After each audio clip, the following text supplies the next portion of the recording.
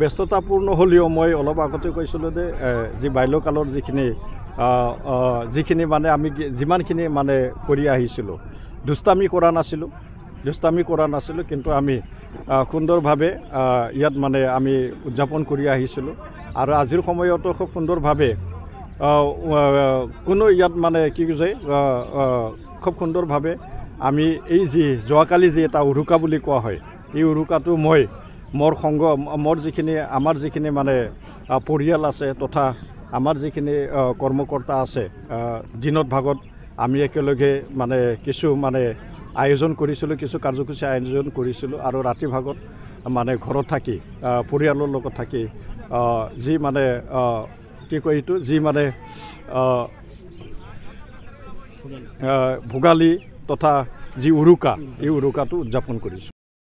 এই ভোগালী বিহুৰ দমাহীৰ শুভকামনা জ্ঞাপন কৰিছোঁ। আমি দমাচি বুলি কওঁ। মই দমাচিৰ শুভকামনা, দমাচিनि गाहाम हामलायनाय आं बयनिसिमबो बावहरदों।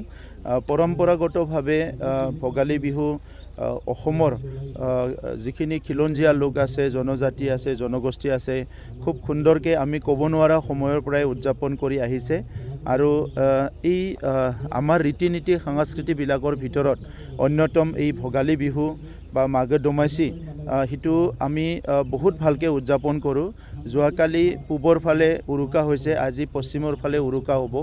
আৰু আজি দিনটো পূবৰ ফালে দমাহী বুলি কয়, পশ্চিমৰ ফালে অহাকালিতো দমহী হ'ব। চ' এই যেনেকুৱাই যি সময়তে নকৰোঁ কিয়, আমাৰ সমন্বয়টো শক্তিশালী কৰাৰ কাৰণে পৰিয়ালৰ মাজত, গাঁৱৰ যিটো আমাৰ সমাজ আছে ইয়াৰ মাজত আমাৰ মৰম স্নেহ সেইটো অটুট ৰখাৰ কাৰণে, আৰু আমি যে ইয়াৰ থলুৱা মানুহ, আমি যে ইয়াৰ নেটিভ পিপল, ইয়াৰ কাৰণে আমাৰ ৰীতি সংস্কৃতিৰ দ্বাৰাই আমাৰ যিটো সম্বন্ধটো শক্তিশালী কৰি জাতীয় জীৱনত আগুৱাই যোৱাৰ কাৰণে আমি সেইবিলাক খুব ভালকৈ উদযাপন কৰোঁ। মই লাহে লাহে দেখিছোঁ যে আজিৰ সময় পৰিৱৰ্তন হ'ল, বিভিন্ন নতুন নতুন পৰিৱেশ আহিল, ছায়েন্স টেকন'লজি আহিল, যিয়ে নহওক কিয় মই আমাৰ মানুহবিলাকৰ মাজত আমাৰ ৰীতি নীতি সংস্কৃতিটো বচাই ৰখাৰ কাৰণে পৰম্পৰাগত যিবিলাক আমাৰ উৎসৱবিলাক আমি কৰিছোঁ সেইবিলাক জীয়াই ৰখাৰ কাৰণে সকলো উঠি পৰি লাগিছে, সকলো আগবাঢ়ি আহিছে। তেনেকুৱা যদি সকলো কৰিব পাৰে, অনাগত দিনতো আমাৰ পৰিচয়, আমাৰ অস্তিত্ব, আমাৰ ৰীতি নীতি সংস্কৃতি সদায় জীয়াই থাকিব।